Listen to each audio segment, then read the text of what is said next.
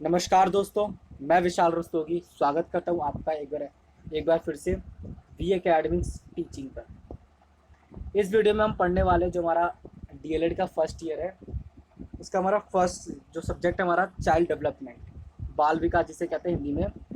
ठीक है, उसका हम फर्स्ट यूनिट का फर्स्ट चैप्टर पढ़ने वाले हैं। फर्स्ट यूनिट का नाम है हमारा introduction to child development. Child development क्या होता है ये हम इस यूनिट में पढ़ेंगे।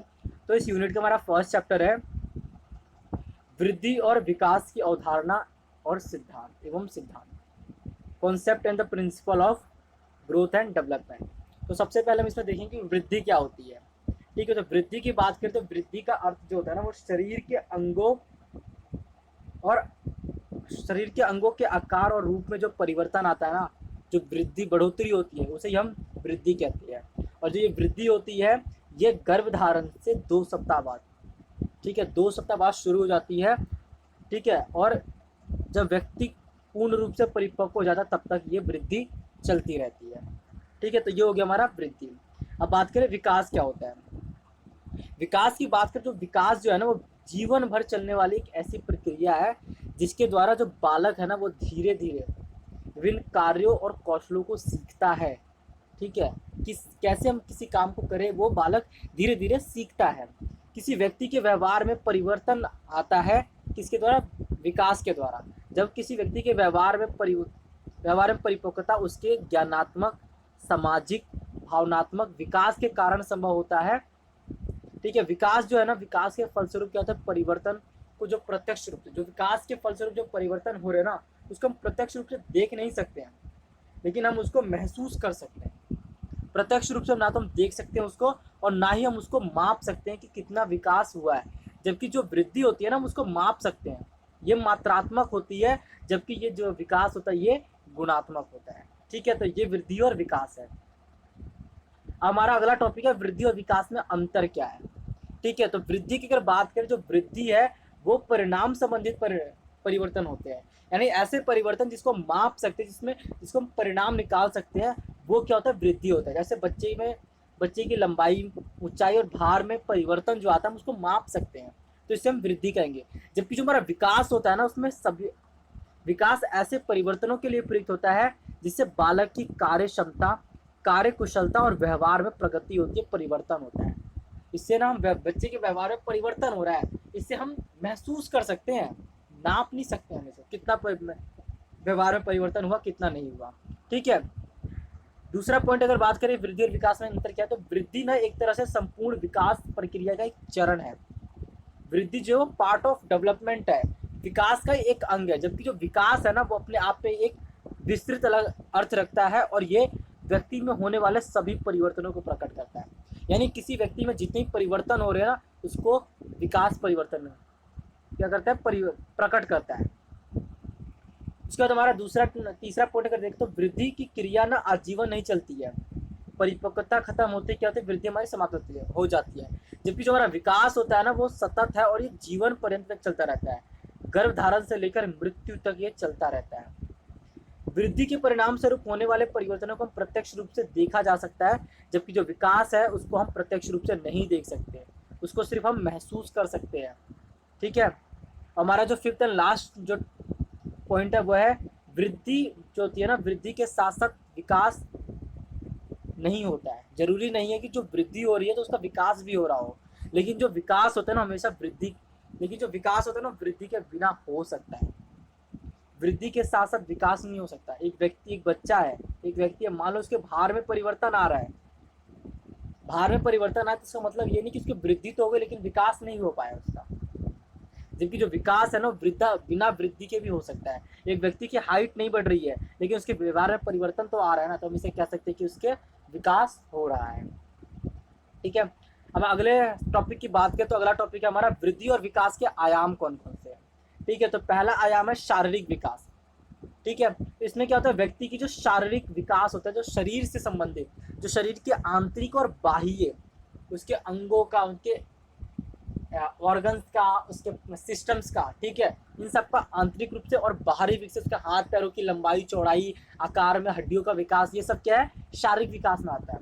जबकि जो हम बौद्धिक विकास की बात करें तो बौद्धिक या मानसिक विकास, तो इसमें बच्चे के जो कल्पना शक्ति होती है, सोचने की शक्ति होती है, ठीक है, निरीक्षण शक्ति, स्मरण शक्ति, अगर इन सब का विकास हो रहा है तो हम कह सकते हैं उसका बौद्धिक विकास या मानसिक विकास हो रहा है। तीसरा हमारा है संवेगात्मक विकास। संवेगात्मक विकास में क्या होता है, एक मिनट, संवेगात्मक विकास में क्या होता है, इसमें बच्चे के संवेग जो इमोशंस होते हैं ना, उसका विकास होता है, इमोशंस की उत्पत्ति होती है, उनका विकास होता है, और इस आधार पर क्या संज्ञानात्मक व्यवहार में ना परिवर्तन आता रहता है। अगला हमारा नैतिक या चारित्रिक विकास। बच्चे में नैतिक भावनाओं का या चरित्र संबंधी जो विकास होते हैं वो हमारे नैतिक विकास में आ जाते हैं। सामाजिक विकास की अगर बात करें हम, तो सामाजिक विकास में बच्चा क्या होता है, प्रारंभ में एक असामाजिक प्राणी होता है। जब वो जन्म लेता है ना बच्चा, तो उसको पता नहीं कि मेरे आसपास क्या घटित हो रहा है, कौन है मेरे आसपास लोग, ठीक है। वो सबसे पहले अपनी माँ को पहचानता है, उसके बाद धीरे धीरे अपने आसपास के लोगों को पहचानना शुरू करता है, यानी उसका समाजीकरण होता है, सामाजिक गुणों का विकास होता है, ठीक है, मूल्यों का विकास होता है। छठा हमारा क्रियात्मक विकास। क्रियात्मक इसे मोटर डेवलपमेंट भी कहते हैं।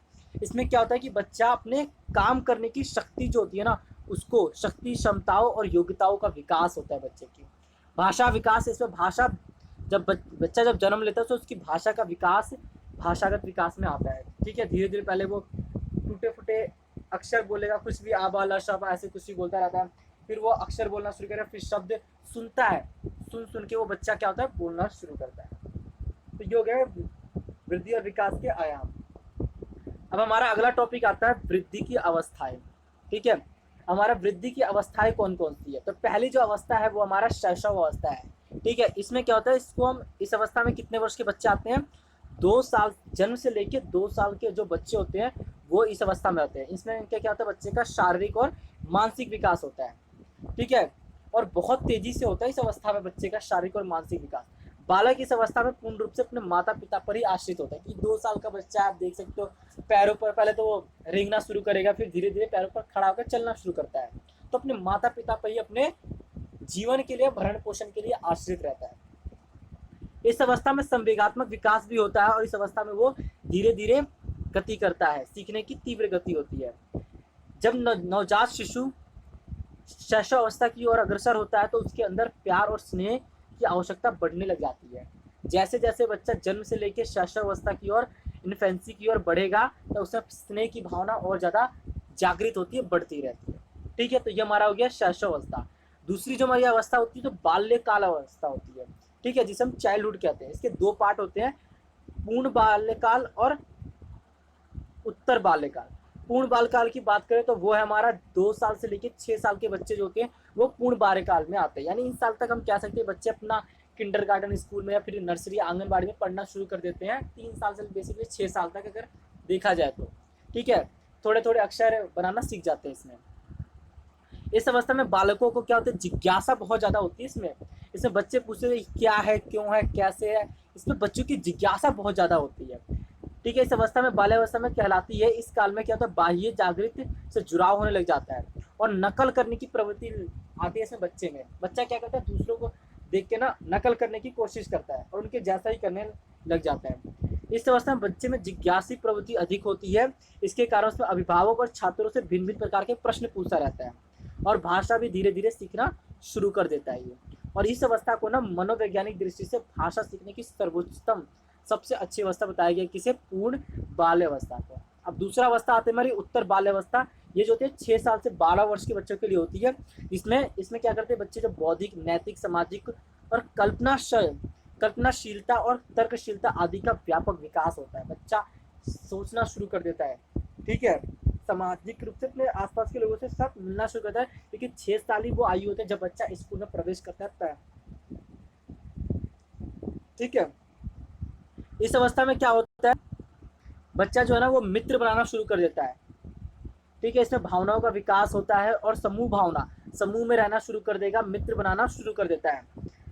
और इसमें क्या होता है, अनुशासन और नियमों को महत्व देने में, जीवन में अनुशासन का क्या महत्व है वो भी समझना शुरू कर देता है। तीसरी जो हमारी अवस्था आती है वो है हमारी किशोर अवस्था, ठीक है।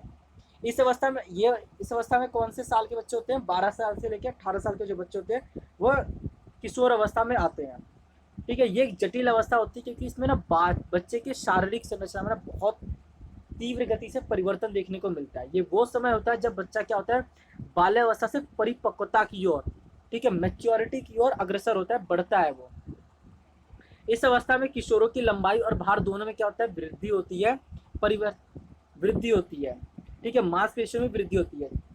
12 से लेकर 14 वर्ष की आयु के बीच लड़कों की अपेक्षा जो लड़कियां होती है ना, उनमें लंबाई और मांसपेशियां बहुत तेजी से बढ़ता है, जबकि 14 साल से लेकर 18 वर्ष की आयु में लड़कियों की अपेक्षा लड़कों की आयु और मांसपेशियां बहुत तेजी से बढ़ती है, ठीक है। और इस काल में क्या होता है, जो हमारे प्रजनन अंग होते हैं वो विकसित होने लग जाते हैं और उनकी काम की मूल प्रवृत्ति जागृत हो जाती है।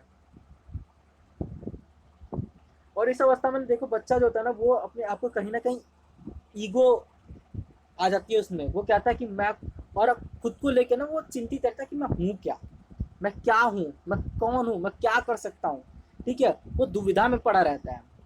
इस अवस्था में जो किशोर किशोरी की जो बुद्धि का पूर्ण विकास हो जाता है और उनको ध्यान करने की क्षमता भी बढ़ जाती है, स्मरण शक्ति बढ़ जाती है इस अवस्था में, ठीक है। इस अवस्था में मित्र बनाने की प्रवृत्ति क्या होती है, मित्र बनाने की प्रवृत्ति और सामाजिक संबंधों में वृद्धि होती है, और नशा और अपराध जो कि बहुत बड़ी समस्या होती है इस अवस्था के बच्चों के लिए, वो बढ़ जाती है और उसकी तरफ अग्रसर होते हैं बच्चे। किशोर अवस्था के शारीरिक बदलाव में परिवर्तन आते रहते हैं, ठीक है। अतः में जरूरी है कि जो शिक्षक है, जो मित्र है और जो अभिभावक है, वो किशोर अवस्था के बच्चों को मार्गदर्शन करें, उनको सलाह दें, ठीक है, ताकि वो गलत रास्तों पर ना जा सके। चौथी अवस्था आती है हमारी प्रौढ़ अवस्था। इसमें 18 साल से लेकर 40 साल तक की अवस्था जो होती है प्रौढ़ अवस्था कहलाती है, ठीक है। इसकी कोई निश्चित आयु तो नहीं है, लेकिन मानव विकास में इसकी परिपक्वता ग्रहण करते तो हम उसको कहते हैं प्रौढ़ अवस्था में आ गया। उसके बाद होता है मध्य अवस्था की बात करें तो ये जो मध्य अवस्था होती है, ये 40 साल से लेकर 60 वर्ष की आयु की जो होती है वो मध्य अवस्था होती है। इस अवस्था में तीव्र शारीरिक मानसिक परिवर्तन हो देखने को मिलते हैं। सम्मान, सुख, शांति और प्रतिष्ठा इस जीवन का ना सबसे बड़ा प्रयास होता है। कोई भी व्यक्ति चाहता है इस आयु में कि उसके पास सम्मान हो, सुख हो और शांति हो उसके जीवन में, ठीक है। और जो 6 अवस्था हमारी आती है उसकी वृद्धावस्था, जो कि 60 साल से ज़्यादा की आयु होती है। इसमें क्या होता है, मानव विकास जो अपनी अंतिम अवस्था में होता है, और इसमें स्मरण शक्ति ना कमजोर होने लग जाती है। और इस अवस्था में जो हमारी शारीरिक क्षमता होती है काम करने की, हमारे शरीर के अंग भी कमजोर होने लग जाते हैं। और इसमें समाज ज़्यादातर धार्मिक और सांस्कृतिक आध्यात्मिक क्रियाओं की ओर ना ज़्यादा रुझान होता है, ठीक है। तो ये हमारी हो गई विकास, वृद्धि और विकास की अवस्था है। अब हमारा एक अगला टॉपिक आता है, वृद्धि और विकास के सिद्धांत क्या है, ठीक है। जो वृद्धि और विकास हो रहा है किन सिद्धांतों के अनुसार हो रहा है। तो पहला जो हमारा आता है वो है निरंतरता का सिद्धांत। ये सिद्धांत क्या कहता है कि इसमें ना, ये सिद्धांत जो विकास जो है ना वो कभी ना रुकने वाली प्रक्रिया है, जो कि माँ के गर्भ से शुरू होकर और जीवन पर मृत्यु पर्यंत, जब तक आपकी मृत्यु हो जाती और जब आप गर्भधारण माँ के गर्भ में बच्चे का जब भ्रूण का जब विकास होने जाता है और जब तक मृत्यु होती है तब तक क्या होता है, विकास होता रहता है, यानी निरंतर विकास होता ही रहता है, ठीक है। दूसरा जो हमारा सिद्धांत है वो है जो वृद्धि और विकास है ना एक गति से नहीं, एक वृद्धि और विकास की गति की दर एक समान नहीं रहती है, अलग अलग होती है। यदि विकास की ओर बात करें तो बराबर तो होता है, परंतु इसकी जो गति होती है ना वो सभी अवस्थाओं में अलग अलग होती है। शैशवावस्था में अलग होगी, किशोर अवस्था में अलग होगी, ठीक है, वृद्धावस्था में अलग होगी। तो शैशवावस्था में ना गति तीव्र होती है, लेकिन किशोर अवस्था और बाद के वर्षों में धीमी पड़ जाती है, लेकिन किशोर अवस्था फिर से इस गति में तेजी आ जाती है। वृद्धि में क्या होता है, तेज हो जाती है, तेजी से वृद्धि होती है। तीसरा अगर बात करें तो व्यक्तिक अंतर का सिद्धांत, प्रिंसिपल ऑफ इंडिविजुअल डिफरेंस का सिद्धांत आता है। इसमें क्या होता है कि प्रत्येक बालक में ना अपने वृद्धि और विकास ना अपनी इंडिविजुअलिटी जो व्यक्तिकता के कारण होता है, ठीक है। हर बालक में जो विकास की जो गति होती है ना वो अलग अलग होता है। जरूरी नहीं कि एक बालक है तो उसके अंदर जो विकास होता है सेम वैसा ही विकास दूसरे बालक में भी हो। चौथा जो आता है वो विकास क्रम की एक रूपता। जो विकास होता है ना वो एक क्रम में होता है, ठीक है। इसमें क्या होता है कि विकास जो एक क्रम में होता है, इसमें क्या होता है कि जो मनुष्य होता है ना, मानव, उसका जो विकास होता है वो सिर से प्रारंभ होता है और पैरों की ओर जाता है। उसमें पहले भाषा का विकास होता है और एक निश्चित पैटर्न में विकास हो रहा होता है। पांचवा जो हमारा आता है सिद्धांत वो है विकास जो होता है सामान्य से विशिष्ट की ओर चलता है। इसमें क्या होता है कि जो बच्चा होता है वो पहले छोटी छोटी चीज़ों को सीखता है, जैसे अपने हाथों से कुछ चीज़ों को पकड़ेगा, फिर इधर उधर यूं ही हाथ मारना मारता है, लेकिन धीरे धीरे क्या होता है वो आगे चीज़ों को अच्छे ढंग से पकड़ना, पेन को पकड़ के लिखना शुरू कर देता है। ठीक है, अगर बात करें इसमें तो बच्चा धीरे धीरे नवजात शिशु पहले रोएगा, चिल्लाएगा और अपने जो इसके अंग प्रत्यंग है, जो भी इसके पार्ट है बॉडी के, वो इधर उधर मारेगा। परंतु बाद में जब वृद्धि और विकास की प्रक्रिया के फलस्वरूप क्या होता है, वो अपनी आंखों और वाक तंत्रों को सीमित कर लेता है, अपने मुंह से बोलना शुरू कर देता है। ठीक है, भाषा में अगर बात करें तो सबसे पहले वो तो सभी व्यक्तियों को पापा कहकर ही पुकारता है, लेकिन धीरे धीरे जब उसका विचार भाषा का विकास होता है, जो उसकी वृद्धि का विकास होता है, तो पापा को ही सिर्फ पापा कहता है। ठीक है, छठा आता है वो है एकीकरण का सिद्धांत। इस सिद्धांत में क्या होता है कि इस सिद्धांत का कहता है कि इस सिद्धांत के अनुसार पहले संपूर्ण अंग को, फिर अंग अंग के भागों को चलाना सीखता है। जो बालक होता है ना, पहले पूरे अंग को, पूरी बॉडी को एक साथ घुमाएगा। आप देखोगे छोटे बच्चों को तो पूरा अपना हाथ पैर सब एक साथ ही पटकेगा, रोएगा, लेकिन धीरे धीरे क्या जैसे उसका विकास होता है तो अपने एक अलग अलग अंग को चलाना सीखता है। उदाहरण के तौर पर अगर देखें तो जो बालक होता है पहले पूरे हाथ को, फिर उंगलियों को, और फिर हाथ से और उंगलियों को एक साथ चलाना सीखता है। ठीक है, इसके बाद हमारा आता है सातवां जो सिद्धांत है वो है परस्पर संबंध का सिद्धांत। यानी जो विकास है ना, जो शारीरिक, मानसिक, सामाजिक, संवेगात्मक, ये सब ना विकास एक दूसरे पर परस्पर संबंधित होते हैं। ठीक है, अगर ऐसा नहीं है कि जब बच्चे का शारीरिक विकास हो रहा है तो उसका मानसिक विकास नहीं होगा, और जब मानसिक विकास होता है तो उसका संवेगात्मक विकास नहीं होगा, सारे विकास एक साथ हो रहे होते हैं। ठीक है, आठवां तो हमारे विकास की जो भविष्यवाणी की जा सकती है।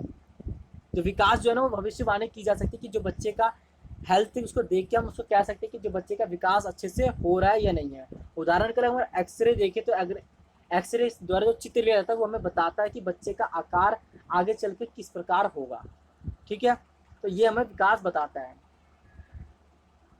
दसवां जो हमारा है वो विकास ना लंबवत सीधा ना होकर वर्तुलाकार होता है। जो विकास होता है ना वो ऐसा नहीं है कि एक सीधी रेखा में होगा, बल्कि ना वो ऐसा कुछ होता है, आप देखो कि जलेबी की तरह होता है। ठीक है, कुछ ऐसा ऐसा ऐसा ऐसा ऐसा ऐसा ऐसा ये घूमना शुरू करता है। तो विकास जो होता है वो क्या होता है, एक सीधी लंबवत रेखा में ना होकर वर्तुलाकार स्पाइरल की तरह होता है। ठीक है, स्पाइरल की तरह ये आगे बढ़ रहा होता है। 11वां जो हमारा सिद्धांत आता है वो है हमारा वृद्धि और विकास पर ना जो वंशानुक्रम होता है और जो वातावरण होता है उसका ना पूरा संयुक्त रूप से ना प्रभाव पड़ता है। जो हमारे आसपास के वातावरण है वो भी बच्चे की विकास को प्रभावित करते हैं। वृद्धि और विकास की प्रक्रिया जो है ना वो वंशानुक्रम जहाँ बुनियाद का काम करते हैं, वहीं वातावरण इस बुनियाद को बनाए रखने में, व्यक्ति संबंधित संसाधन जुटाने में सहयोग करता है। ठीक है, तो ये हमारा वृद्धि और विकास के सिद्धांत। अब बात आता है जो हमारे वृद्धि और विकास के जो हमने सिद्धांत पढ़े उसका शैक्षिक हमने पढ़ तो लिया, लेकिन उसका एजुकेशन में क्या यूज है। जो सबसे क्या है ना, ये जो है ना मोस्ट इम्पॉर्टेंट आप लगा लो। ठीक है, मोस्ट इम्पॉर्टेंट क्वेश्चन है। आप जितना भी पढ़ोगे ना साइकोलॉजी में इस चैप्टर में, ज़्यादातर में आपको शैक्षिक महत्व ही पूछा जाएगा। आपको नॉलेज तो दी जाएगी कि क्या क्या है, फिजिकल डेवलपमेंट क्या है, सोशल डेवलपमेंट क्या है, इमोशनल डेवलपमेंट क्या है, लेकिन उसका एजुकेशन में क्या यूज है वो हमारे लिए सबसे ज़्यादा इंपॉर्टेंट है। ठीक है, तो हम देखते हैं कि जो वृद्धि और विकास के जो सिद्धांत हमने 10 या 11 सिद्धांत पढ़े, उसका वृद्धि और विकास के जो सिद्धांत हमने पढ़े उसका शैक्षिक महत्व क्या है, शिक्षा में उसका उपयोग हम कैसे कर सकते हैं। ठीक है, तो पहला देखते हैं जो वृद्धि और विकास के जो सिद्धांत है ना, वृद्धि और विकास के सिद्धांतों से बालक को भविष्य में होने वाली प्रगति का हम अनुमान लगा सकते हैं। इस तरह से हम बच्चे का जब अनुमान लगा दिया कि बच्चा किस और प्रगति करेगा, तो इससे हम क्या है उसका मार्गदर्शन कर पाएंगे, परामर्श दे पाएंगे, उसको निर्देश दे पाएंगे कि ताकि वो आगे चल के अपने भविष्य का अच्छा निर्माण कर सके और एक अच्छा नागरिक इंसान बन सके। दूसरा जो है वृद्धि और विकास की सभी दिशाएं ना, वृद्धि और विकास की सभी दिशाएं अर्थात विभिन्न प्रकार से सामाजिक विकास, शारीरिक विकास, संवेगात्मक विकास और सामाजिक विकास को एक दूसरे से संबंधित होते हैं। तो इस बात का जो ज्ञान है ना शिक्षकों और अभिभावकों को बालक के सर्वांगीण विकास करने में ना बहुत बड़ी महत्वपूर्ण भूमिका निभा सकता है। ठीक है, तीसरा आता है वृद्धि और विकास के सिद्धांतों से बालक की रुचियों का पता चलता है, उसकी अभिवृत्तियों का, उसकी क्षमताओं का, बच्चे में क्या क्या ऐसी एबिलिटी हो, क्या क्या कर सकता है, इसका हम पता लगा सकते हैं। ठीक है। इसका अगला पॉइंट अगर देखें तो क्या क्या यूज हो सकता है, तो बालक के व्यक्तित्व के सर्वांगीण विकास के लिए आवश्यक है कि हमें बच्चे के व्यवहार की जानकारी हो। जब हमारे बच्चे के व्यवहार की जानकारी होगी, हमें पता चले कि बच्चा क्या चाहता है, कैसे वो आगे बढ़ेगा, तो हम उसके लिए तब उसके सर्वांगीण विकास में उसकी उपयोग कर सकते हैं, जो उसके समस्याएं जो आएगी उसका भी हम समाधान कर सकते हैं। बाल विकास के अध्ययन से हमें ये स्पष्ट जानकारी मिल जाती है कि जो बच्चों बालक की शक्तियों, योग्यताओं और क्षमताओं, व्यवहार और जो गुण है उसका वंश, उस पर जो अनुवांशिकी है और जो वातावरण है उसका किस तरह से प्रभाव पड़ रहा है, ठीक है। तो उसका हम उपयोग करके सही जानकारी इकट्ठा कर सकते हैं, ताकि हम बच्चे को एक अच्छा वातावरण उपलब्ध कराएं, एक ऐसा वातावरण उपलब्ध कराएं ताकि बच्चा सीख सके, अपने व्यक्तित्व का विकास कर सके, ठीक है। और किस अवस्था में बालक क्या, इससे एक लास्ट पॉइंट अगर देखें तो किस अवस्था विशेष में बालक के विकास पर क्या समस्याएं आएगी, सामान्य तौर पर क्या होना चाहिए, विकास का सामान्य स्तर क्या होना चाहिए, यह हमें पता लग जाता है। इस बात का ज्ञान जो था अध्यापकों को शिक्षण के लिए उचित सामग्री TLM जो कि हमें बनाने में मदद करता है कि बच्चा किस अवस्था में कैसे सीखेगा। अगर बात करूँ मैं एक शैशवावस्था की, तो शैशवावस्था में हम बच्चा ज़्यादातर खेल से ही सीखेगा, तो उसके लिए हम खेल की योजनाएं हम बनाएंगे, ठीक है। तो ये कुछ टॉपिक है हमारे इस चैप्टर के फर्स्ट यूनिट का फर्स्ट चैप्टर है। ये क्या है, हमारा फर्स्ट यूनिट का फर्स्ट चैप्टर, ठीक है, जो कि हमने कवर कर लिया यहाँ पे। आई होप आपको समझ आया हो, आप इसके नोट्स बना सकते हैं इस वीडियो से देख के, ठीक है। इसके आने और भी जो चैप्टर है इस फर्स्ट यूनिट के, वो भी मैं इस चैनल पे अपलोड करूँगा। तो आप अगर हमारे चैनल पे नए आए हो तो हमारे चैनल को सब्सक्राइब जरूर कीजिएगा, ठीक है। और इस वीडियो को ज़्यादा से ज़्यादा लाइक कीजिए और इसको शेयर कीजिए। मैं मिलूँगा आपसे अगले वीडियो में, तब तक के लिए जय हिंद, जय भारत।